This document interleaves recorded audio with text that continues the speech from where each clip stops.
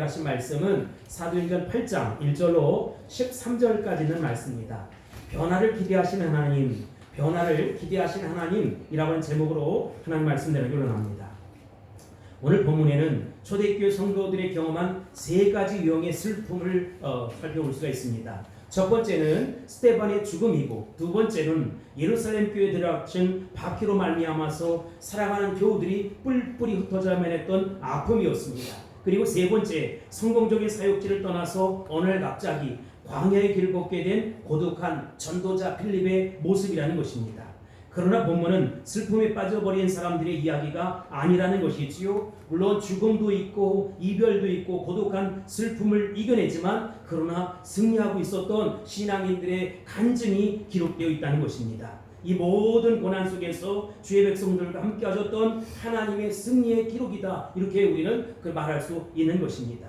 우리가 먼저 살펴볼 내용이 뭐냐? 첫 번째, 스데반의 죽음과 바울의 탄생입니다. 스데반은 초대 예루살렘 교회의 가장 믿음직스러운 7명의 평신도 지도자 가운데 한 명이었어요. 아직도 어린 초대 예루살렘 교회에서 그의 죽음은 가장 뼈아픈 손실이었음에 틀림이 없습니다. 한참 성장하고 부흥하고 있었던 이 교회에 하필 이런 평신도 지도자를 붙잡혀 가다니, 그렇게 죽음을 맞이하다니, 스데반의 죽음은 세 가지 결과를 초래했다는 것입니다. 첫 번째, 사울이라는 청년을 바울로 만드는 계기가 되었다는 것이지요. 우리 1절 말씀 다 같이 합독하겠습니다. 시작. 사울은 그가 죽임당함을 마땅히 여기더라. 그날에 예루살렘에 있는 교회에 큰 박해가 있어 사도 외에는 다 유대와 사마리아 모든 땅으로 흩어지니라. 아멘. 스데반 집사님 죽을 무렵 사울은 스데반의 죽음이야말로 당연한 것이다, 이렇게 생각을 했어요. 사울에게 스데반은 하나님을 망령되이 일컫는 사악한 예수쟁이에 지나지 않았다는 것입니다. 그래서 그는 스데반의 죽음에 박수를 쳤다는 것이지요. 사울은 여기에서 그치지 아니하고 교회를 핍박하기 시작합니다. 오늘 성경에 보면 교회를 잔멸했다라고 이야기하고 믿는 사람들이 모이는 곳이면 국내를 막론하고 어디든지 찾아가서 그들을 붙잡아다가 그들을 끌어다가 옥에 가두는 그런 일을 했다는 것입니다. 그러나 이 사울은 예수 믿는 사람을 핍박하려고 다메섹으로 가는 도중에 누구를 만나느냐? 예수 그리스도를 만나게 되었고 그의 음성을 듣게 되었다는 것입니다. 그리고 사울은 그의 인생의 극적인 대전환점을 이루게 되는 것이지요. 예수님을 핍박했던 사울은 예수님을 위한 사도로 부름을 받게 되었다는 것입니다. 할렐루야. 아멘. 성경에는 기록되어 있지 않지만 제가 로마 성지순례를 가보니까 이 세우물 교회라고 있어요.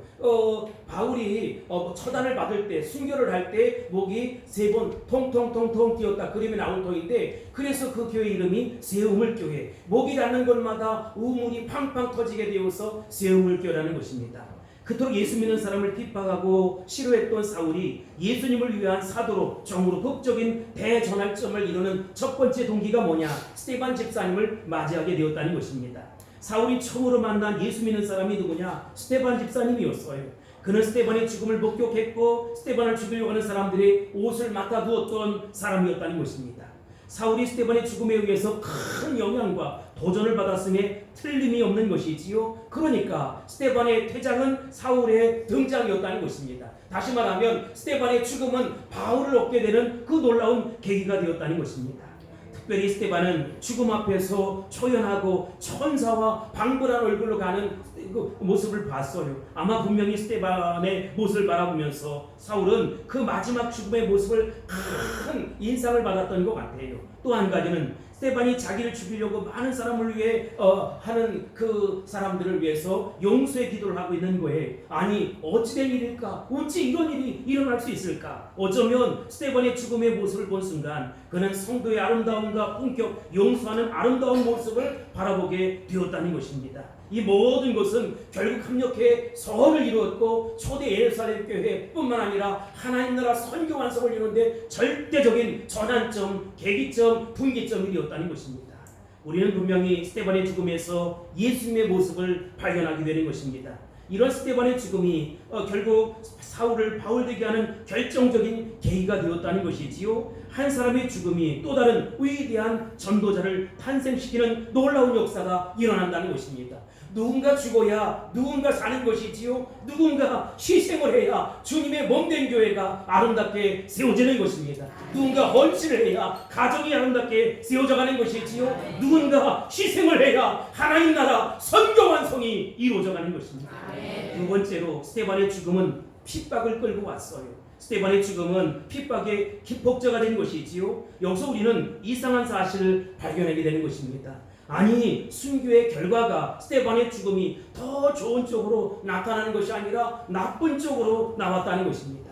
우리는 가끔 이런 역설을 보게 되는 것입니다.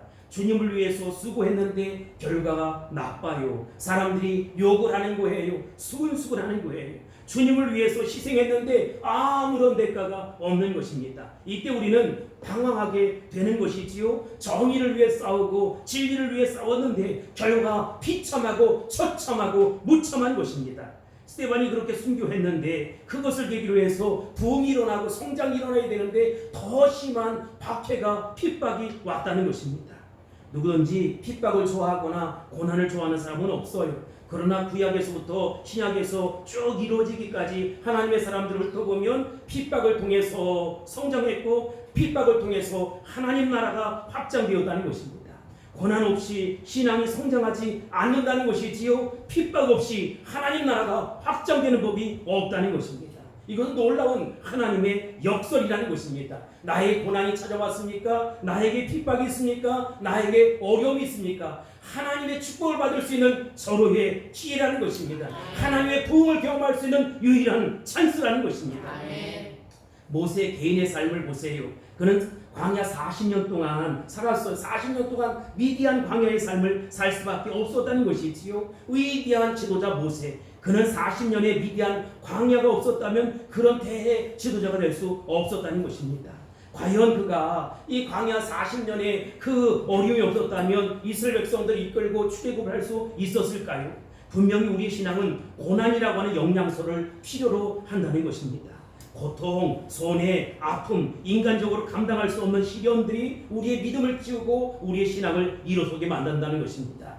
이스라엘 백성들도 예외는 아니었어요. 그들은 하나님 백성으로 인쳐지기까지 이스라엘 민족 전체가 40년 동안 광야에서 방황했고 40년 동안 광야에서 죽을 고생을 했다는 것입니다.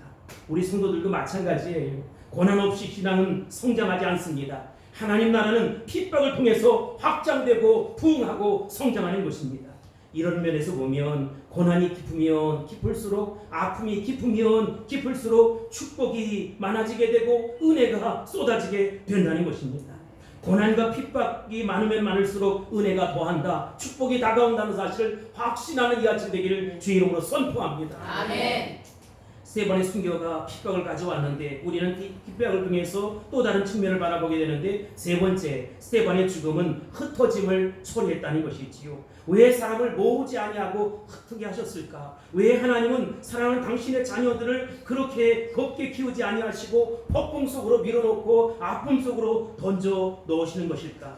여러분, 거기에는 하나님의 놀라운 섭리가 있고 축복이 깃들어져 있다는 것입니다. 우리는 보지 못하는 하나님의 섭리가 그 안에서 작동하고 있다는 것입니다. 하나님 우리 민족을 6.25 사변을 통해서 사방으로 뿔뿔이 흩어 놓았어요. 신의지에 살고 평양에 살고 부산에 살고 서울에 살아야 사람들이 전국에 거쳐서 그렇게 흩어져 살게 되었다는 것입니다. 민족 전체가 아픔을 겪은 것이지요. 아마 우리 민족만큼 고난을 많이 겪은 민족이 없을 거예요. 4,000년 역사 속에 크고 작은 전쟁만 도살이면 적어도 930번 이상의 전쟁이 있었다는 것입니다. 그러나 어려운 가운데도 우리 민족은 예수 믿으면서 축복을 받게 되었다는 것이지요. 전에는 겨우겨우 그렇게 살았는데 예수 믿으면서 축복된 백성이 되었고 하나님의 부흥을 경험했고 하나님의 성장을 체험하게 되었다는 것입니다. 왜냐하면 예수 믿으면 그 고난이, 그 아픔이, 그 고통이 하나님의 축복이 되고 하나님의 성장이 되는 것입니다. 특별히 고난을 많이 겪고 핍박을 받은 사람들은 꼭 예수님을 만나셔야 한다는 것이지요. 왜냐하면 예수 믿지 않고 만나는 고난과 아픔은 저주에 지나지 않아요. 그러나 예수님 만나면 그 당했던 모든 과거의 고난은 하나님의 축복으로 변화된다는 것입니다.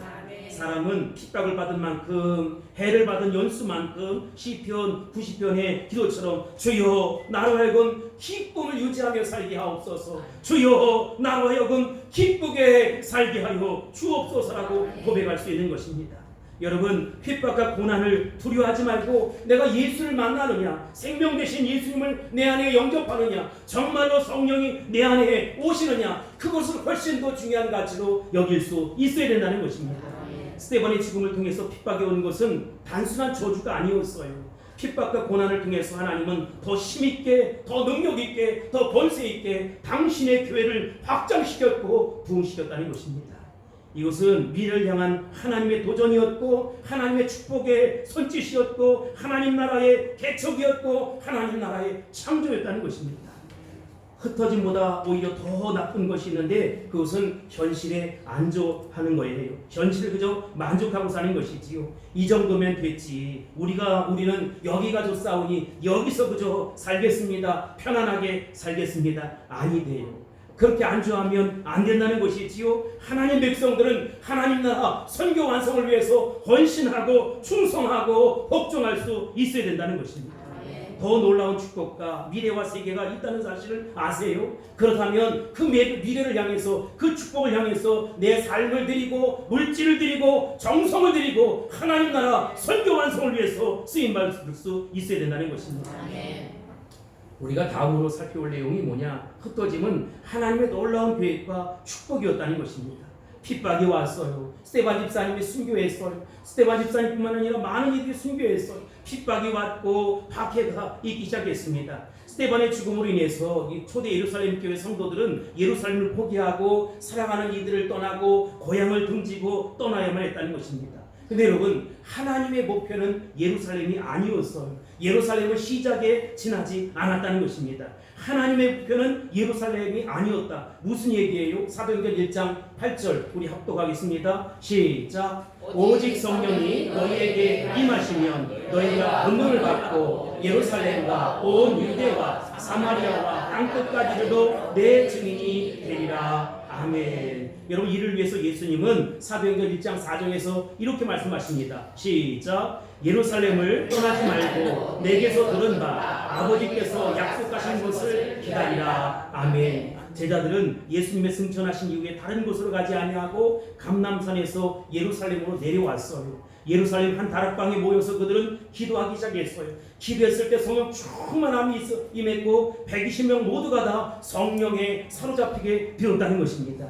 그들이 나가서 전도했을 때 3,000명, 5,000명 그 순간에 수를 헤아릴 수 없을 만큼의 많은 사람들이 몰려들기 시작했다는 것입니다. 이것이 바로 초대 예루살렘 교회의 모습이었다는 것이지요. 예루살렘에는 이처럼 기적이 있습니다. 예루살렘 안에는 이렇게 축복이 있다는 것이지요. 적용해 볼까요? 주님의 몸된 교회 안에는 기적이 있습니다. 주님의 몸된 교회 안에는 축복이 있습니다. 여러분, 이곳에서 기적을 체험할 수 있게 되기를 바랍니다. 축복을 경험할 수 있게 되기를 주님으로 축원합니다. 할렐루야. 이때 사람들은 무슨 생각을 했을까요? 야, 이제 됐다. 120명에서 3,000명, 3,000명에서 5,000명, 5,000명에서 수를 헤아릴 수 없는 많은 사람들이 모이게 되었다. 할렐루야, 놀렐루야 하고 은혜를 받기 시작했어요. 근데 여러분, 하나님 마음, 아버지의 마음은 예루살렘에 있지 않았다는 것입니다. 하나님의 목표는 다른 데 있었어요. 유대와 사마리아와 땅끝에 있었다는 것입니다. 예루살렘을 복받는 것이 아니라 온 유대가 복을 받아야 했다는 것이지요. 너희들이 특별히 싫어하고 미워하는 민족적인 감정 때문에 가기 싫은 그곳에 가라는 것입니다. 아니, 사마리아가 아니라 세계 민족과 열방을 향해서 나아갈 수 있고 십자가의 증인이 되고 피의 복음을 전할 수 있어야 된다는 것입니다. 이게 바로 하나님의 꿈이었어요. 하나님은 지리적인 예루살렘을 꿈꾸는 것이 아니라 새 하늘과 새 땅과 새 예루살렘에 관심이 있었다는 것입니다. 그러나 사람은 자꾸 안주하려고 해요. 여기가 좋다는 것이지요. 모험이 싫은 것입니다. 이제 고상이 끝났는데 내가 어디로 간다는 말인가? 대부분의 사람들이 이런 생각을 하는 것이지요. 그렇다면 여러분, 하나님이 왜 흩으셨을까요? 안 가니까 하나님께서 친히 나셔서 흩으신 것이지요. 이것이 바로 성경적인 원리라는 것입니다. 하나님은 아브라함을 결코 갈대아 우르에 내버려 두지 않았어요. 여러분, 아브라함으로 하여금 갈대아 우르를 떠나라는 것이지요. 가는 곳곳마다 제단을 쌓게 하셨다는 것이지요. 영원한 순례자가 되었다는 것입니다. 그리스도인들은 영원한 순례자입니다. 그리스도인들은 영원한 나그네의 삶을 사는 것이지요. 어느 한 곳에 머무는 것이 아니라 내가 가는 곳에 그곳에 가서 십자가의 복음, 생명의 복음, 피의 복음을 전할 수 있어야 된다는 것입니다. 어느 한 곳에 집착하면 그곳이 우상이 될 수 있는 것이지요. 내 자신이 우상이 될 수 있다는 것입니다. 내가 하는 것이 중요하지 않아요. 내 안에 우리 주님께서 하시는 것이 훨씬 더 중요한 가치가 있는 것입니다. 내가 누군데 아무것도 아니에요. 죄인에 지나지 않아요. 악인에 지나지 않아요. 의인 되신 예수님이 나를 구원하신 것이지요. 그래서 나를 쓰시고 나를 사용하시는 것입니다. 사도행전에 보면 예루살렘의 모습은 7장에서 끝이 나요. 이제 8장에 넘어가면서 유대, 사마리아 땅끝까지 이르러 복음이 증거되기 시작했다는 것입니다.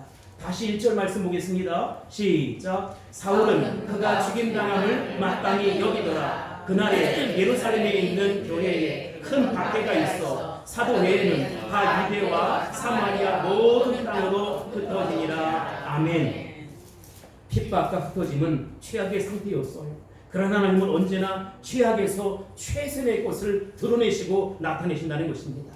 하나님은 절망에서 소망을 끌어내십니다. 하나님은 우리의 좌절 속에서 축복을 끌어내신다는 것이지요. 그러면 여러분 순간에 여러분의 삶의 현장에서 좌절을 맛보고 아니면 정말로 최악을 맛봤다면 그것을 축복으로 해석할 수 있는 영의 눈이 열릴 수 있게 되길 바랍니다. 여러분이 모든 실패, 모든 고통, 모든 좌절은 영광스러운 미래와 연결되어 있다는 것이지요. 무슨 얘기냐? 내 삶이 최악이에요. 내 삶이 너무 고통스러워요. 말도 되지 않는 그런 현실에 여러분 그것을 믿음으로 견뎌낼 수 있게 되길 바라고 영적으로 해석할 수 있게 되길 바랍니다. 고난이 크면 클수록 아픔이 깊으면 깊을수록 하나님의 상급이 더 클 것 아니겠습니까? 믿음으로 반응하세요. 신앙으로 살아내세요. 말씀 붙잡고 이겨내세요. 그것이 바로 하나님의 마음이라는 것입니다. 그렇게 해석하는 것이 바로 사도행전적 믿음을 가진 성도들의 모습이라는 것이지요. 경건한 사람들이 이제 스데반 집사님의 장례식을 치릅니다. 2절입니다. 시작. 경건한 사람들이 스데반을 장사하고 위하여 크게 울더라. 아멘. 여러분 이스라엘 백성들은 그렇게 스데반 집사님을 죽일 정도로 악한 세력만 있었던 것은 아니에요. 스데반을 그저 좋아하고 존경하는 사람들도 있었다는 것입니다. 그런데 오늘 성경에 보니까 경건한 일당의 사람들이 이제 스데반의 장사를 치르는 것이지요. 스데반의 생애는 여기서 끝장이 났습니다. 세상에 왔다가 이렇게 비참하게 갈 수 있단 말인가? 그러나 여러분 사람의 죽음이 다 그런 것이지요. 죽음으로 끝나는 것이지요. 그러나 한 사람의 죽음이 어떤 선한 영향력을 미치느냐 이게 중요해요. 어떻게 사느냐가 어떻게 죽느냐를 결정한다는 것입니다. 어떻게 죽느냐가 그 다음 하나님의 뜻을 고스란히 나타낼 수 있느냐 아니면 정말로 저 죽음은 아픈 죽음이야 정말로 해도 너무했어 이렇게 결정될 것이지요. 상황은 변하지 않았습니다. 핍박은 계속되었습니다. 박해는 계속되었습니다. 오히려 더 크게 증가했어요. 예수 믿는 사람들은 점점 운신의 폭이 좁아지기 시작했고 할 수 있는 일이 없었어요. 제한되었다는 것이지요. 3절입니다. 시작. 사울이 교회를 장멸할세 각 집에 들어가 남녀를 끌어다가 옥에 넘기니라. 아멘. 여기서 보면 상황은 변한 것이 하나도 없어요. 우리는 기도할 때 이 상황이 변하길 원합니다. 그러나 하나님은 상황을 변화시키는데 관심이 없고 내가 바뀌는데 관심이 있다는 것입니다. 우리는 내가 변하는데 별로 관심이 없고 우리 주의가 바뀌어지길 원해요. 이 고통스러운 환경이 이 아픈 현실이 바뀌길 원한다는 것입니다. 그래서 하나님은 사람을 찾고 사람은 제도를 찾는 것이지요. 무슨 일이 생길 때 우리는 기도합니다. 기도가 응답될 수도 있지만 사정이 더 나빠질 수도 있잖아요. 그때 우리는 당황하는 것이지요. 어찌 이런 일이? 사실 응답이 잘 될 때도 있지만 응답이 내 기대대로 안 될 때가 있는 것이지요. 그렇게 빨리 병이 나는 것이 아닙니다. 바울 사도처럼 우리는 육체의 가시를 가지고 평생 살지도 모른다는 것이지요. 미운 사람을 계속 옆에 두고 끼고 살아야 한다는 것입니다. 하나님 우리의 상황을 변화시키려고 하지만 상황은 점점 악화되는 거예요. 죽을 지경인 거예요. 그러나 여러분, 하나님이 분명히 하시는 일이 있다는 것입니다. 그 가운데 여러분을 변화시키는 것입니다. 내가 변하면 상황은 이겨낼 수 있는 거예요. 어떤 악한 상황일지라도, 어떤 혹독한 상황일지라도 내가 변하면 이길 수 있다는 것입니다. 그러나 내가 변하지 못하면 어떤 좋은 환경도 결국은 이겨낼 수 없는 것이지요. 여러분, 상황이 변하는 것이 좋습니까? 내가 변하는 것이 좋습니까? 1번 상황이 변했으면 좋겠다. 2번 내가 변했으면 좋겠다. 3번 다 모르겠다, 귀찮다. 뭡니까? 상황이 변하길 원하지요. 이게 우리의 모습이에요. 여러분, 근데 하나님은 여러분이 변하길 원하십니다. 왜냐하면 우리가 변할 때 폭풍 같은 상황, 절망적인 어떤 상황도 헤쳐나갈 수 있는 믿음을 주신다는 것입니다. 할렐루야. 그렇게 될지어다. 4절로 5절 합독합니다. 시작. 그 흩어진 사람들이 두루 다니며 복음의 말씀을 전할세 빌립이 사마리아 성에 내려가 그리스도를 백성에게 전파하니. 아멘. 핍박 때문에 흩어진 사람들은 갈 곳이 없었어요. 이곳저곳 옮겨 다니기 시작합니다. 정착을 하지 못합니다. 그들은 이곳저곳 다니면서 예수 복음 전하기 시작했어요. 그들은 환경을 이겨내기 시작했다는 것입니다. 어떤 자리, 어떤 위치, 어떤 상황에 안정으로 말미암아 전도하는 게 아니라 전도할 수 없는 처참한 상황, 무참한 상황이에요. 그런데 초대 예루살렘 교회 성도들은 성령과 믿음을 가지고 있었다는 것입니다. 그래서 상황은 너무 좋지 않고 환경은 너무나 좋지 않았지만 그들은 피의 복음, 십자가의 복음, 생명의 복음, 부활의 복음을 전하기 시작했다는 것입니다. 그 가운데 오늘 본문에는 빌립이라는 사람이 등장해요. 빌립은 복음의 열정이 너무나 강해서 유대뿐만 아니라 저 광야에까지 가서 복음을 전하기 시작했다는 거예요. 그리고 가기 싫어하는, 만나기 싫어하는 사마리아 사람까지 가서 만나게 되었고 복음을 전하기 시작했다는 것이지요. 수가성의 한 여인 기억합니까? 사마리아 성이에요. 태양이 지는 그 시간에 물을 길러 나왔어요. 모든 사람들은 다 이제 햇빛이 나올 때는 나타나지 않는, 너무 뜨거워서 이 사람들은 남편이 넷인지 다섯인지 여섯인지 알 수가 없어요. 동네 사람들이 수근수근 대는 거예요. 손가락질 하는 거예요. 그렇던 그도 목이 많으니까 물을 먹으러 온 것이지요. 물을 그냥 마시러 온 것이 아니라 처먹으러 온 거예요. 그때 그 여자가 누구를 만납니까? 우물가에 있는 예수님을 만났어요. 당신이 어찌 사마리아인 나에게 물을 달라고 하십니까? 이렇게 물었어요. 결국 그 여인을 통해서 여러분 우리는 우리 자신의 모습을 발견하게 되는 것이지요. 죄인인 그가 정말로 주인이신 그 예수님에게 오히려 질문을 던지는 거예요. 그래서 여러분 그 예수님을 보면서 그는 알게 되었어요. 그 구원의 주님인 것을 알게 되었어요. 그리고 구원의 주님을 만났다고 이제 물동이를 버려두고 동네 방네 뛰어다니면서 이 복음 전하기 시작했다는 것입니다. 사랑하는 성도 여러분, 우리도 우리의 삶에 여러 가지 얽히고 설킨 문제들이 있어요. 야, 하나님 이 문제만 해결해 주셨으면, 내 남편의 문제, 아내의 문제, 자녀들의 문제, 그리고 총체적인 문제 해결해 주셨으면, 아니에요 여러분. 그 문제 해결되기 전에 내가 예수 만나야 한다는 것입니다. 그리고 믿음으로 변화될 수 있어야 된다는 것입니다. 믿음은 환경을 이겨내고 사람을 꺾어내고 하나님 나라를 이뤄가는 것입니다. 그런 역사가 일어날지어다, 나타날지어다, 증거될지어다 여러분이 꼭 있기를 기대합니다. 복음을 받은 자들에게 어떤 현상이 일어납니까? 4절입니다. 시작. 그 흩어진 사람들이 두루 다니며 복음의 말씀을 전할세. 아멘. 여러분, 복음, 굿뉴스. 여러분, 나는 여러분들이 복음을 소유할 수 있게 되길 바랍니다. 무슨 얘기냐? 교회 나오는 사람들 가운데 복음이 없이 살아가요. 복음을 들었어요. 복음을 이해해요. 근데 복음을 갖지 않고 살아가는 거예요. 복음을 가졌다면 그렇게 말할 수 없어요. 복음을 가졌다면 그렇게 행동할 수 없어요. 복음을 가졌다면 그런 생각할 수 없다는 것입니다. 그런데 복음이 누구냐? 예수 그리스도. 예수님은 어떤 분이냐? 나의 구원을 위해서 십자가에 매달아 죽이기까지 죽임을 당했다는 것이지요. 여러분, 남편을 위해서 죽을 수 있게 되길 바랍니다. 아내를 위해서 죽을 수 있게 되길 바랍니다. 자녀들을 위해서 죽을 수 있게 되길 바랍니다. 환경을 위해서, 주권을 위해서, 형편을 위해서 죽는 것이 아니라 정말로 십자가로 질 수 있게 되길 바랍니다. 아멘. 왜 아멘도 안 하십니까? 아멘. 왜 아멘도 못 하십니까? 아멘. 그래요. 복음은 예수 그리스도입니다. 우리가 죽은 예수 믿는 게 아니에요. 지금도 시퍼렇게 살아계셔서 역사하시는 예수님을 믿는 거예요.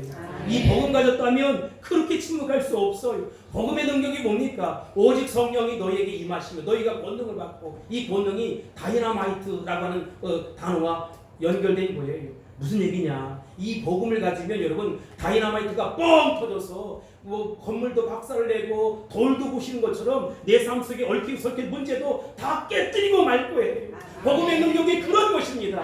복음을 가지고 살아갈 수 있게 되길 바랍니다. 복음을 소유할 수 있게 되길 바랍니다. 아, 복음 대단하지. 그 생명의 복음이지, 구원의 복음이지. 아니요, 여러분. 아는 것으로 그치지 말고, 이해하는 것으로 그치지 말고, 생각 속에 머물지 말고 내 삶의 현장에서 구체적으로 적용하고 실천하며 살아갈 수 있게 되길 바랍니다. 우리 죽은 예수를 믿는 것이 아니라 지금도 시퍼렇게 살아계셔서 역사하시는 예수를 믿는 하나님의 자녀라는 것입니다.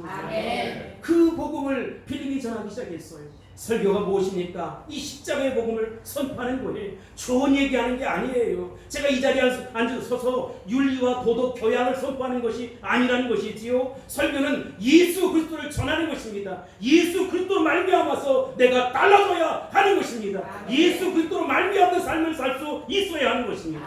복음은 타협 없이 분명하게 내 삶 속에 선포하고 실천하는 것입니다. 6절 보세요. 시작. 우리가 빌립의 말도 듣고 행하는 표적도 보고 한 마음으로 그가 하는 말을 따르더라. 아멘. 사람들은 빌립이 전하는 말을 어떻게 했어요? 들었어요. 보통 우리가 하는 대화는 성령이 충만해서 하는 말과 다르잖아요. 안수도 마찬가지. 안수한다고 다 안수가 아니에요. 진짜 안수가 있다는 것이지요. 지금 빌립은 성령과 지혜가 충만해서 하나님 말씀을 전했어요. 빌립은 또 말씀만 전하는 것이 아니라 능력도 행했다는 것이지요. 무리들이 행하는 표적을 보았다, 이렇게 말씀하고 있습니다.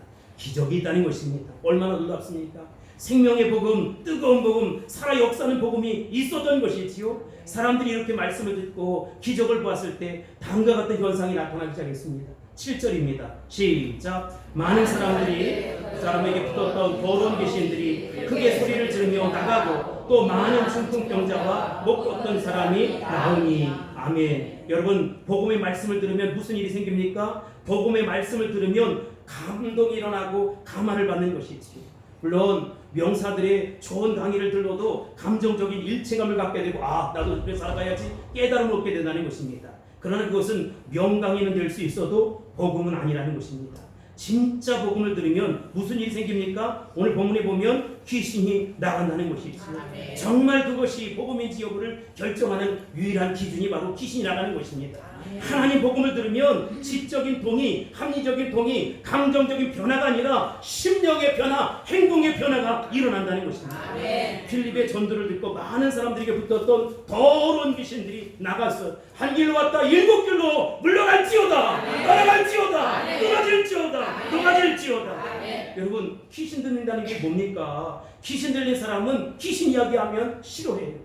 자기 안에 귀신이 붙어있기 때문에 그래요. 그러나 마음에 성령 있는 사람들은 귀신 이야기하면 좋아합니다. 왜냐하면 내 안에 성령이 귀신을 이길 수 있으니까. 근데 오늘 본문에 보면 붙어있다 이렇게 말하고 있어요. 붙었다는 말은 붙었다 떨어질 수 있다는 얘기 아니겠습니까? 제가 오늘을 보니까 억눌림을 받는다 이런 뜻이더라고요. 귀신은 영물입니다. 보이지 않지만 여러분에게 찰싹다가 붙을 수도 있고 예수 보혈의 능력으로 떠날 수도 있다는 것입니다. 이게 들어오면 어떻게 되느냐? 기도가 안 돼요. 기도가 자꾸 셉니다. 5분을 기도하지 못합니다. 어둠의 세력이 내 영을 덮어버리기 때문이라는 것입니다. 마치 마비된 현상과 똑같아요. 찬송을 불러도 기쁨이 없어요. 전에는 눈물 줄줄 흘리면서 찬송을 했는데 왜 이렇게 기쁘지 않을까? 재미가 없을까? 귀신들이 나를 억압하고 찬양을 못하게 만드는 것입니다.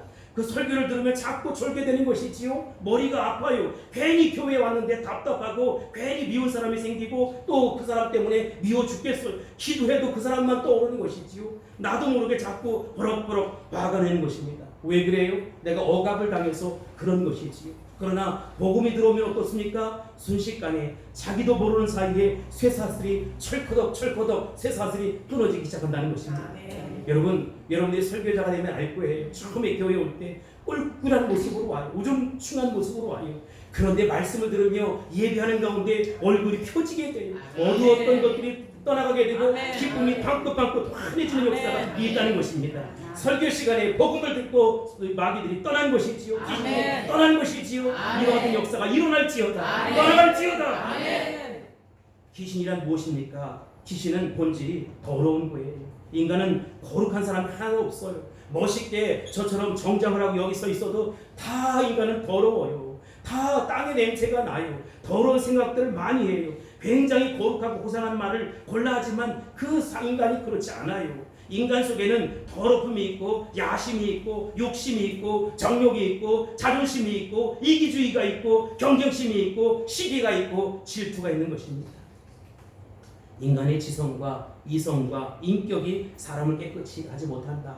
공부를 많이 하고 지적으로 살아도 그 격이 다른 삶을 살아도 더럽기는 매일반입니다. 여러분, 언제나 더러운 영이 우리를 지배하는 것이지요. 그래서 복음이 필요한 것입니다. 복음이 내 안에 들어와야 하는 것입니다. 그래야 더러운 귀신이 떠나는 것입니다. 한 길로 왔다가 7길로 물러가는 것입니다. 여러분에게 더러운 귀신을 내쫓고 예수 그리스도의 온전한 인격과 성령의 역사가 온전히 일어날 수 있게 되기를 주 이름으로 축복합니다. 말씀을 읽을 때도 기쁨이 넘쳐나야 돼요. 여러분, 시퍼렇게 살아계셔서 역사하시는 그 말씀을 내가 읽는 거잖아요. 그냥 뭐 창세기, 출애굽기, 레위기, 민수기, 신명기를 읽어내는 것이 아니라 그 꿈틀꿈틀 소라 생명력 있고 역사하는 말씀을 내가 받는 것입니다. 복음이 선포될 때 두 가지 반응이 있는데, 첫 번째, 숨어있는 악령이 떠난다는 것입니다. 어둠의 세력이 떠난 것입니다. 나를 기도 못하게 하고 찬양하지 못하게 하고 전도하지 못하게 하고 부정적인 생각을 잡고 쌓고 쓸데없이 화를 내게 만들고 작은 일에도 벌건들건 예민하게 반응하는 어둠의 세력들, 기쁨이 들락날락하게 하는 더러운 것들 나센 예수 이름으로 떠나갈지어다. 떠나갈지어다. 끊어질지어다. 그렇게 되기를 선포합니다. 두 번째 반응이 뭐냐? 병고침의 역사가 일어난다는 것입니다. 여러분, 눈을 감고 예수의 생애를 가만히 생각해 보세요. 3년 반 동안 제일 많이 하셨던 것이 뭡니까? 천국 복음 전하고 난 이후에 병 고치는 역사가 있었던 것이지요. 복음이 분명히 있으면 악령이 떠나가고 악령이 떠나가면서 병 고침의 놀라운 역사가 일어난다는 것입니다. 이건 지적인 사건이 아니에요. 영적인 사건, 하나님이 하시는 일이에요. 근데 여러분, 진짜 조심할 것이 있어요. 여기 마지막으로 살펴볼 거, 빌립이 이렇게 전도하자 그 동네에서 마술 잘하는 시몬이라는 사람이 나도 예수 믿고 이제 세례 받겠습니다 하고 돌아와요. 9절로 13절인데 먼저 9절을 읽겠습니다. 시작. 그 성에 시몬이라는 사람이 전부터 있어 마술을 행하여 사마리아 백성을 놀라게 하며 자칭 큰 자라 하니. 아멘. 여기서 우리는 하나님의 능력을 빙자한 사단의 능력, 마술을 행하는 사람들이 있다는 사실을 알게 돼요. 9절에서는 이 마술을 행하는 사람의 전형적인 모습을 보게 되는 것이지요. 대개 귀신들은 한 장소에서 뿌리를 내리며 전통적인 독창적인 모습을 갖고 살아간다는 것이지요. 사람들이 야 대단하다 놀라는 거예요. 마술을 행하는데 그 사람에게 보면 신적인 초자연적인 능력이 있는 것입니다. 그들은 사단의 힘을 빌려서 어떤 기적도 행할 수 있고 점도 볼 수 있고 술수를 행할 수 있다는 것이지요. 근데 여러분, 하나님의 이름을 빙자하는 것에 지나지 않는다는 것입니다. 재미있는 것은 10절에 보면 이 마술에 대한 관심은 낮은 사람부터 높은 사람 모든 사람들에게 다 있었다는 것입니다. 젊고 유능하고 유식한 사람 중에 그런 사람들 많이 봐요. 예수 믿으면서도 가끔 점을 보겠다. 이거 뭐 장난인데 뭐 하면서 결혼할 때 궁합 같은 것을 보겠다는 것입니다. 무식하고 무지한 사람만 그런 것이 아니라 유식하고 잘난 사람들도 점도 보고 또 미신에 의존하는 성향이 있다는 것이지요. 그러니까 하나님의 능력과 그리고 세상의 신과 그러니까 양심의 역사가 일어나니까 뭐에 따라 움직여야 될지 잘 모르는 거예요. 10절로 11절입니다. 시작. 낮은 사람부터 높은 사람까지 다 따르며 이르되 이 사람은 크다 일컫는 하나님의 능력이라 하더라. 오랫동안 그 마술에 놀랐으므로 그들이 따르더니. 아멘. 여러분, 이 마술하던 사람이 누굴 만났습니까? 빌립을 만났어요. 하나님 나라와 예수 그리스도 이름에 관한 복음을 듣게 되었어요. 빌립이 전한 복음이 무엇입니까? 다른 세상적인 학문이 아니에요. 하나님 나라 예수 그리스도의 능력을 전하는 것입니다. 이게 복음이에요. 이 마술을 행하던 사람은 빌립의 말을 듣고 너는 진짜고 나는 가짜다 라고 하는 소리를 하게 되었어요. 스스로가. 무엇이 진리고 무엇이 진리가 아닌지를 금방 아는 것이지요. 그래서 이렇게 살아서는 안 되겠다 하고 예수를 믿게 되었고 세례를 받고 이제 빌립을 따르게 되었다는 것입니다. 13절입니다. 시작. 시몬도 믿고 세례를 받은 후에 전심으로 빌립을 따라다니며 그 나타나는 표적과 큰 능력을 보고 놀라니라. 아멘. 여러분 가운데 하나님의 능력과 마귀의 능력을 혼동하는 사람이 하나도 없게 되길 바랍니다. 아멘. 이건 전통이야, 이건 관습이야, 이건 관례야. 아니에요, 여러분. 그 속에 겸허하게 마귀가 역사할 수 있다는 것입니다. 우리는 당당하게 하나님의 사람답게 살 수 있어야 된다는 것이지. 아멘. 십자가의 복음, 생명의 복음 붙잡고 살아갈 수 있어야 된다는 것이지. 아멘. 여러분 어려움과 신경이 내게 찾아올 수 있어요. 그때 여러분 내가 누구냐를 알아야 돼요. 내가 누구죠? 하나님의 자녀입니다. 하나님의 자녀는 누가 다스립니까? 하나님께서 다스려요. 하나님 어떤 분입니까? 지금도 시퍼렇게 살아계셔서 역사하시는 분이라는 것입니다. 시퍼렇게 살아계셔서 역사하시는 주님은 우리에게 오늘도 지금도 나의 변화를 기대하는 거예요. 하나님 이 문제를 해결해 주세요. 이 환경을 바꿔주세요. 저 사람을 바꿔주세요. 나를 바꿔주세요. 뭐 이렇게 기도하잖아. 여러분 이 환경 형편 조건 저 사람이 아니라 하나님은 나의 변화를 원하신다는 것입니다. 아멘. 나의 거꾸러짐을 원한다는 것입니다. 아멘. 내가 복음만 아는 것이 아니라 복음만 듣는 것이 아니라 복음을 살아내라 라고 말씀하시는 것입니다. 아멘. 이제는 내가 십자가의 복음으로 완전히 변화된 하나님의 사람이 될 차례입니다. 그렇게 사시겠습니까? 아멘. 그렇게 될지어다. 아멘. 그렇게 되기를 선포합니다. 아멘. 기도하겠습니다. 고마우신 아버지 하나님 감사합니다. 오늘 스테반의 죽음과 예루살렘 교회의 흩어짐과 그 가운데 빌립 집사님의 일호성을 우리가 살펴보았습니다. 그 가운데 시몬이라는 마술사가 이제 자신은 가짜이고 진짜 예수 만나 복음 듣고 변화되는 모습의 과정을 살펴보았습니다. 하나님 아버지 지금도 하나님은 나의 변화를 기대하신다. 오늘도 하나님은 나의 변화를 기대하신다. 이제는 내가 십자가의 복음으로 완전히 변화된 삶을 살아갈 차례이다 라고 결단하고 돌아가는 아멘. 우리 성도들이 다 될 수 있도록 축복하여 주시옵소서. 아멘. 사랑하신 예수님의 이름으로 간절히 기도합나이다. 아멘. 아멘.